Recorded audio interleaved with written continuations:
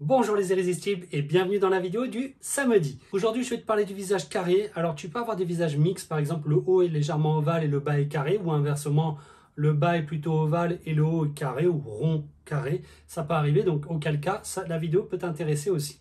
Alors il est vrai que c'est un des visages les plus durs à ovaliser, donc je vais vraiment essayer de t'apporter un maximum en tout cas de mes connaissances pour t'aider à y voir plus clair, d'accord? Pour ça, je te propose de rentrer en tout cas dans 4 thématiques. Je ne le fais pas dans toutes les formes de visage, mais je pense qu'en tout cas pour le visage carré, pour toi, c'est important. On va parler coiffure, on va parler couleur, pour ovaliser toujours. On va parler de tout ce qui est en coulure et on va parler de tout ce qui est accessoire. Je pense que tu vas vraiment devoir porter ton attention sur ces 4 thèmes-là pour vraiment t'aider à trouver l'harmonie et trouver ton Graal. Tu sais que le Graal, pour moi, c'est vraiment trouver la coiffure qui soit le plus en harmonie avec ta morphologie, mais aussi avec ta personnalité. Bref. Mais avant ça, la petite intro habituelle, je sais que parfois c'est un peu pénible, c'est comme ça, mais c'est important. Tu sais qu'un petit pouce, un petit commentaire, ça aide la chaîne à se développer et que j'ai besoin de ça en tout cas pour tenir dans le temps.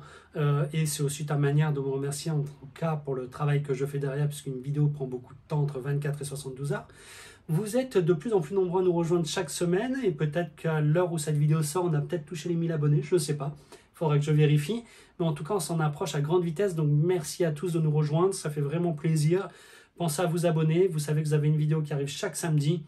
Et en tout cas, mon délire, c'est de vous aider à trouver votre Graal. Donc, vraiment la coiffure, la couleur qui est le plus en harmonie, que ce soit avec votre teint, votre morphologie et votre personnalité. Et de temps en temps, on rentre un peu dans la partie conseil en image aussi.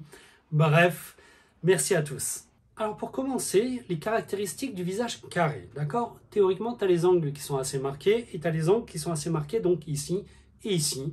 Donc le visage carré, tu as besoin d'apporter de la longueur, d'accord? Pour ovaliser davantage, de me cacher ces angles, ok? Et de venir resserrer la partie basse. Alors, commençons par le haut et descendons progressivement. La première partie, d'accord, c'est que tu dois apporter du volume sur le haut. Donc, pas de raie au milieu. Tu vas me faire une raie sur le côté. Et par exemple, tu veux les envoyer de ce côté, ce que je te conseille, c'est une fois que tu sors de la douche, tu me les envoies d'abord de ce côté en les séchant, et ensuite tu viens les basculer. Ça va permettre de monter en volume, ok? Au niveau de ta raie, je ne veux pas une raie droite, tu vas me faire une raie peut-être en zigzag, légèrement tordue si tu veux, mais si tu me fais une ligne droite, tu viens de m'accentuer les angles, et c'est pas bon. Donc toujours une raie légèrement en biais. Ensuite, au niveau des angles, soit tu as une mèche qui vient un peu finalement se poser sur l'angle, donc tu m'as caché l'angle de ce côté, c'est nickel, et ton implantation permet que la mèche qui est devant vienne cacher l'autre, c'est nickel, tu n'as pas besoin de te prendre la tête, tu as les deux angles qui sont assez cachés, c'est top. Sinon, tu as bien sûr la frange rideau qui va venir vraiment se poser sur ces zones-là. À la seule condition, c'est que quand tu fais ta frange rideau et qu'elle arrive ici, il faut que cette partie-là, les pointes soient vraiment légères, d'accord? Parce qu'on ne veut pas de volume sur les côtés.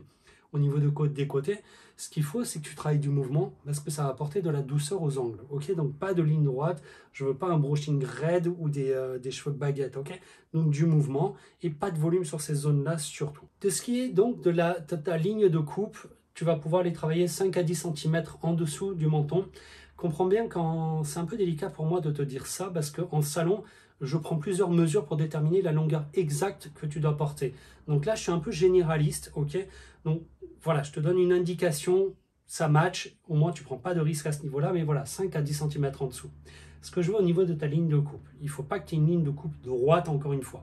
Si tu me fais du droit sur ta ligne de coupe, qu'est-ce qui se passe? Tu viens de m'accentuer encore une fois les angles, donc c'est pas terrible. Tu vas venir soit la déstructurer, idéalement la partie du devant, tu peux venir l'ovaliser légèrement. Attention, ne viens pas me dégager le visage. Certains coiffeurs vont faire des dégradés comme ça. Et là, tu viens de me dégager ton visage. C'est pas ce que j'ai dit. J'ai dit tu peux venir ovaliser légèrement. Donc, tu gardes des mèches qui reviennent sur le devant quand même. Ok? Et ta ligne de coupe, si tu as les cheveux fins, tu déstructures. Si tu as les cheveux normaux et épais, tu peux déstructurer, venir les effiler un peu. Et tu as les dégradés, tu sais, qui peuvent venir vraiment arrondir la partie basse. C'est une technique de coupe, quoi. Bref, mais on vient dégrader un peu pour ovaliser un peu en bas et apporter un peu de légèreté en arrivant sur le bas. Ça, c'est nickel. Pour le coiffage, je te disais, tu évites les cheveux raides. Encore une fois, en salon, j'ai besoin de te connaître, j'ai besoin de savoir qui tu es au niveau de ta personnalité. La consultation morpho-conseil qu'on met en salon, tu sais que chez nous, elle est offerte. Bref, c'est un peu de pub sur ce coup-là, mais bref, la consultation morpho-conseil, elle est offerte, ça prend 30 minutes.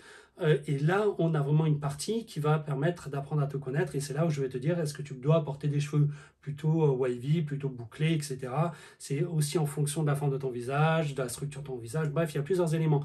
En tout cas, ce que je peux te dire, c'est évite le raid baguette. Déjà, c'est un très bon point. Après, mets-moi du mouvement dedans. C'est assez généraliste, mais tu as compris que ça va apporter de la douceur à la forme de ton visage, donc ça sera juste nickel. Maintenant, parlons de la deuxième étape, c'est les couleurs. Si tu viens d'arriver sur la chaîne, tu n'es peut-être pas sensibilisé à ça, alors comprends juste un truc, c'est que l'ombre en coloration va venir rétracter. Donc si tu me mets de l'ombre par exemple là, et ici tu me fais par exemple un ombré ou un foilage, peu importe, eh bien, tu mets de la lumière ici. Donc tu es en train de me grossir finalement ton visage et de l'aplatir, d'accord? Donc ce qu'il faut que tu comprennes, c'est je veux de la lumière là-haut, puisque je veux monter en volume au-dessus. Je veux de l'ombre sur les côtés, sur les angles, je veux de l'ombre pour ne pas attirer l'œil, simplement, bêtement. Donc de l'ombre sur les contours de ton visage ici, de la lumière ici pour allonger, et tu peux de nouveau apporter de la lumière sur ces parties vraiment basses. C'est pour ça que je te disais garde un peu de longueur, ça va aussi te permettre de jouer par rapport à la lumière. Donc en résumé, lumière, ombre, lumière. Une fois de plus, je reste assez généraliste parce que la lumière, l'intensité, le contraste que tu vas mettre, etc., c'est un peu délicat. J'ai encore une fois besoin d'apprendre à te connaître pour te donner encore plus d'indications et être plus précis. Alors, je suis assez perfectionniste, c'est vrai, mais voilà, pour moi, trouver le Graal, c'est quelque chose qui demande du travail, qui demande à apprendre à te connaître et pas pour rien qu'on a mis cette consultation en place. C'est vraiment pour trouver le Graal dès la première visite. Donc voilà, je suis un peu généraliste sur les placements d'ombre et de lumière, mais tu peux aussi te référer à d'autres vidéos par rapport à d'autres formes de visage. Il y a des pistes que je lâche à droite, à gauche qui vont permettre de vraiment mettre en lumière ta personnalité. Au niveau des encoulures, donc ce qui est important, c'est que tu évites tout ce qui est col, forme en V, d'accord? Parce que encore une fois, on a une ligne qui est dessinée et on ne veut pas de ligne pour ne pas accentuer les tiennes. Donc tout ce qui est forme carrée en V, tu vas éviter. Tu vas éviter aussi les cols ronds, mais trop près du cou. Ça, tu vas éviter parce que les cols trop près du cou, pour un visage carré, tu risques de remonter légèrement et c'est pas bon. Plutôt un col en rond un peu plus long, ça c'est tip top. Et c'est pareil, les mêmes recommandations au niveau des colliers. Si tu portes des colliers, tu vas mettre plutôt des formes plutôt ovales, plutôt rondes. Tu vas faire en sorte que ça soit légèrement plus long. Tu vas éviter tout ce qui est trop linéaire, d'accord, ou des pendentifs un peu tombants. Ça va pas être terrible. Au niveau des accessoires comme les boucles d'oreilles, ce que tu vas faire, pareil, tu vas m'éviter tout ce qui est forme plutôt carrée. Tu vas m'éviter les trucs un peu trop gros puisque ça viendrait élargir ces zones-là. Tu peux prendre tout ce qui est un peu tombant avec des formes légèrement arrondies ou légèrement ovales. Ça sera juste canon. Ça va venir plutôt allonger la forme de ton visage. Donc, c'est tip top. Tu as aussi la partie maquillage qui va pouvoir te servir puisque tu sais que tu as le contouring. Alors, le contouring, tu as des contourings qui se font en 2 minutes et tu as des contourings qui se font en 20 minutes. À toi de voir. Mais c'est une histoire de placement d'ombre et de lumière. Donc, tu imagines bien qu'on va avoir de l'ombre sur nos angles, de la lumière sur ces deux zones-là pour venir plutôt l'allonger. Bref, mets un peu le nez là-dedans. Mais ça va pouvoir aussi venir vraiment t'aider. Et au niveau des lunettes, imagine bien des montures plutôt fines, pas des montures trop rectangulaires, des choses comme ça. Pareil, au niveau des formes du verre, tu vas éviter tout ce qui est carré, rectangle, t'imagines bien, ça me paraît assez logique. Et je pense que quand tu mets tes lunettes, tu le vois directement. Donc, bref, c'était le petit point quand même, on ne sait jamais.